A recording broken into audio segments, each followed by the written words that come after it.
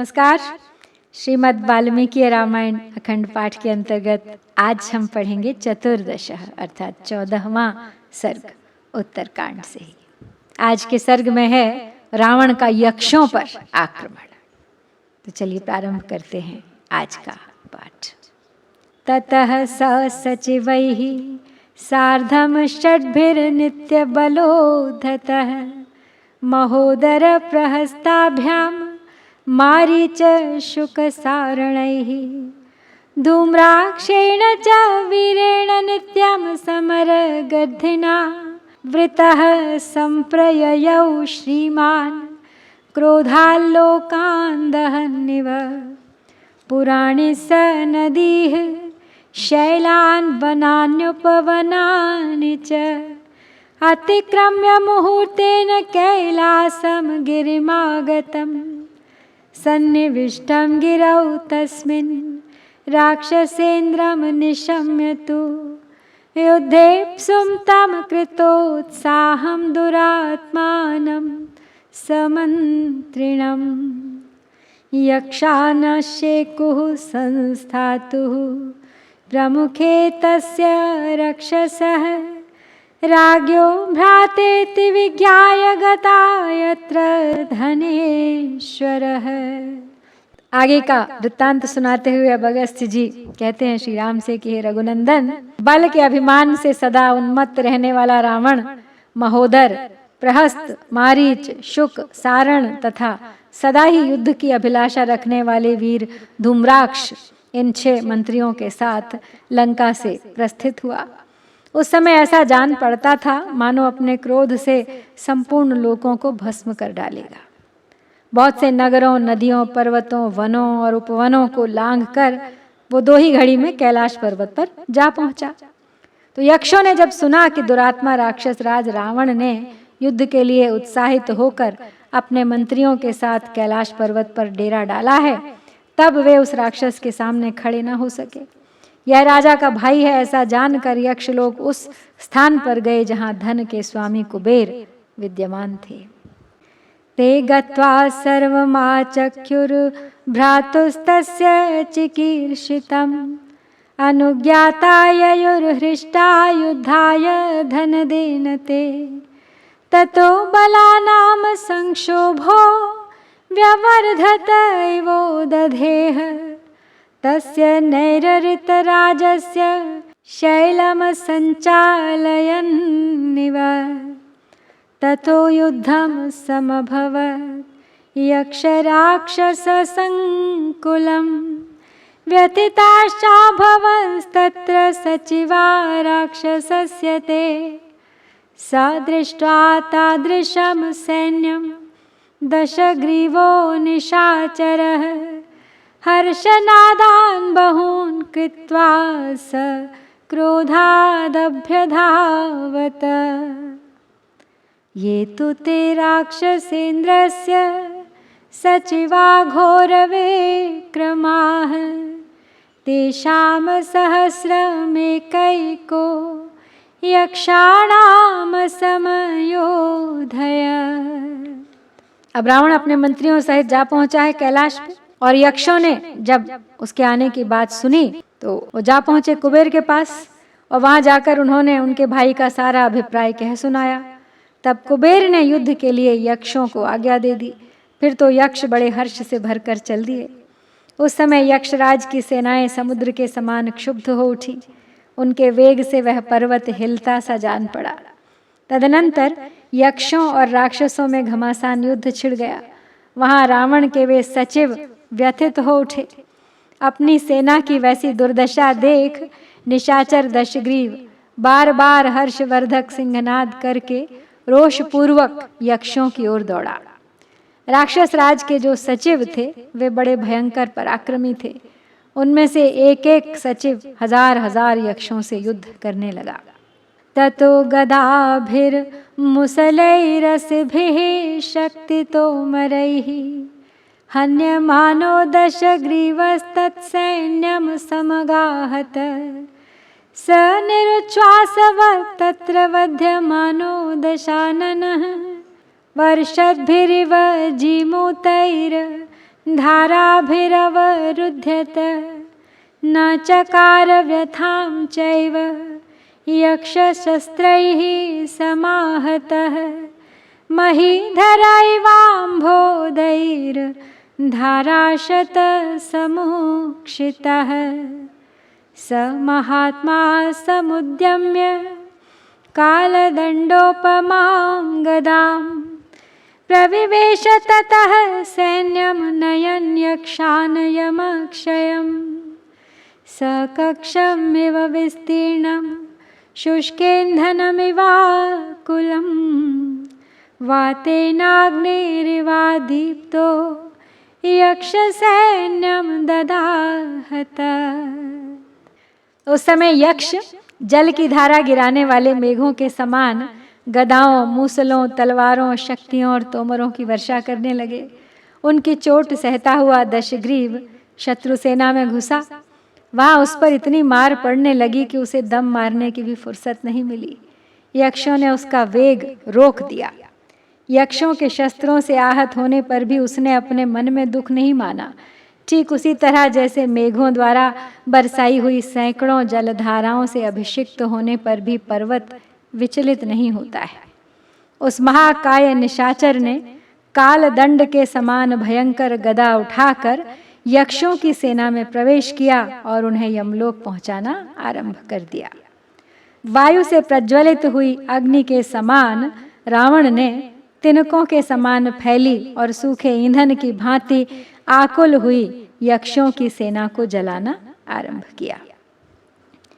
तैस्तु तत्र महामात्यैर्महोदर शुकादिभिः अल्पावशेषास्ते यक्षाः कृतावातैरिवाम्बुदाः केचित् समाहता भग्नाः पतिताः समरेक्षितौ ओष्ठांश्च दशनैस्तीक्ष्णैर्दशन् कुपितारणे श्रान्ताश्चान्योन्यमालिङ्ग्य भ्रष्टशस्त्रारणाजिरे सीदन्ति च तदा यक्षाः कूला इव जलेनः हतानां गच्छतां स्वर्गं युध्यतामथ धावतां प्रेक्ष्यतां ऋषिसङ्घानां न बभूवान्तरं दिवि भग्नांस्तु तान् समालक्ष्य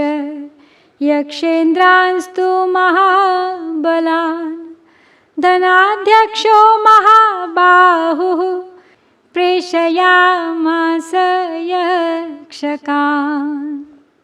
जैसे हवा बादलों को उड़ा देती है, उसी तरह उन महोदर और शुक आदि महामंत्रियों ने वहां यक्षों का संहार कर डाला।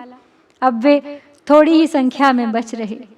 कितने ही यक्ष शस्त्रों के आघात से अंग भंग हो जाने के कारण सम्रांगण में धराशायी हो गए। कितने ही रणभूमि में कुपित हो अपने तीखे दांतों से ओंठ दबाए हुए थे। कोई थक कर एक दूसरे से लिपट गए, उनके अस्त्र शस्त्र गिर गए और वे सम्रांगण में उसी तरह शिथिल होकर गिरे जैसे जल के वेग से नदी के किनारे टूट पड़ते हैं। मर मर कर स्वर्ग में जाते, जूझते और दौड़ते हुए यक्षों की तथा आकाश में खड़े होकर युद्ध देखने वाले ऋषि समूहों की संख्या इतनी बढ़ गई थी कि आकाश में उन सब के लिए जगह नहीं अटती थी। महाबाहु धनाध्यक्ष ने उन यक्षों को भागते देख दूसरे महाबली यक्ष राजों को युद्ध के लिए भेजा।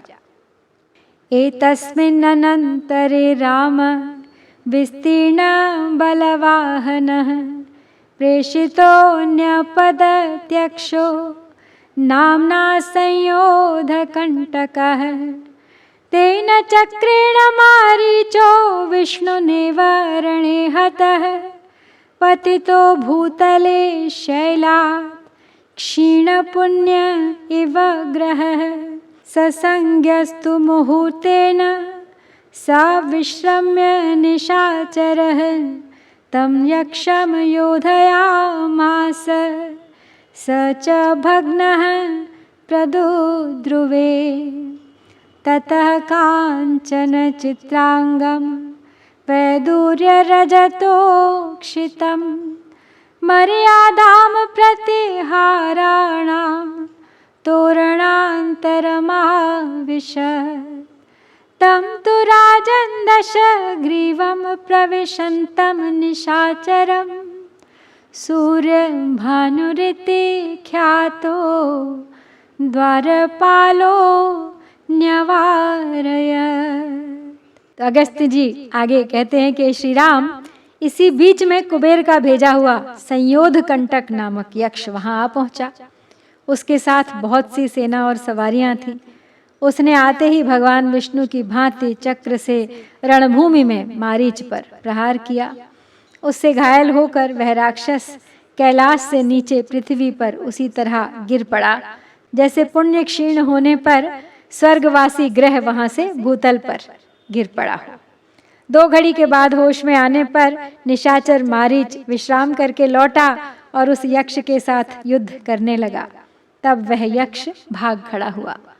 तदनंतर रावण ने कुबेरपुरी के फाटक में, जिसके प्रत्येक अंग में सुवर्ण जड़ा हुआ था तथा जो नीलम और चांदी से भी विभूषित था, प्रवेश किया। वहां द्वारपालों का पहरा लगता था। वह फाटक ही सीमा थी, उससे आगे दूसरे लोग नहीं जा सकते थे। महाराज श्री राम जब निशाचर दशग्रीव फाटक के भीतर प्रवेश करने लगा, तब सूर्यभानु नामक द्वारपाल ने उसे रोक दिया। सवार्यमाणो यक्षेण प्रविवेश निशाचरः यदा तु वारितो राम न व्यतिष्ठत् स राक्षसः ततस्तोरणमुत्पाटयतेन यक्षेण ताडितः रुधिरं प्रस्रवन् भाति शैलो धातुस्रवैरिव सा शैलशिखराभेण तोरणेन समाहतः जगामना क्षतिं वीरो वरदानात् स्वयं भुवः तेनैव तोरणेनाथ यक्षस्तेनाभिताडितः नादृश्यत्तदा यक्षो भस्मीकृत तनुस्तदा ततः प्रदुद्रुवुः सर्वे दृष्ट्वा रक्षः पराक्रमम् ततो नदीर्गुहाश्चैव विविशुर्भयपीडिताः त्यक्तप्रहरणाः श्रान्ता विवर्ण वदनास्तदा। तो जब यक्ष के रोकने पर भी वह निशाचर न रुका और भीतर प्रविष्ट हो गया, तब द्वारपाल ने फाटक में लगे हुए खंबे को उखाड़ कर उसे दशग्रीव के ऊपर दे मारा। उसके शरीर से रक्त की धारा बहने लगी, मानो किसी पर्वत से गेरू मिश्रित जल का झरना गिर रहा हो। पर्वत शिखर के समान प्रतीत होने वाले उस खंबे की चोट खाकर भी वीर दशग्रीव की कोई क्षति नहीं हुई। वह ब्रह्मा जी के वरदान के प्रभाव से उस यक्ष के द्वारा मारा न जा सका। तब उसने भी वहीं खंभ उठाकर उसके द्वारा यक्ष पर प्रहार किया। इससे यक्ष का शरीर चूर चूर हो गया, फिर उसकी शक्ल दिखाई ही नहीं दी। उस राक्षस का यह पराक्रम देखकर सभी यक्ष भाग गए। कोई नदियों में कूद पड़े, कोई भय से पीड़ित हो गुफाओं में घुस गए। सब ने अपने हथियार त्याग दिए, सभी थक गए और सबके मुखों की कांति फीकी पड़ गई। तो रावण जल्दी आया कुबेर पर आक्रमण करने और यक्षों से हुआ है उसका सामना। तो यक्षों को तो परास्त कर दिया है रावण ने। और इसके साथ ही हम यहाँ श्री वाल्मीकि निर्मित आर्ष रामायण आदि काव्य के उत्तरकांड में 14वां सर्ग पूरा करते हैं। इत्यार्षे श्रीमद् रामायणे वाल्मीकिये आदि काव्ये उत्तरकांडे 14 सर्गः। ओम श्री सीता रामचंद्राभ्याम नमः।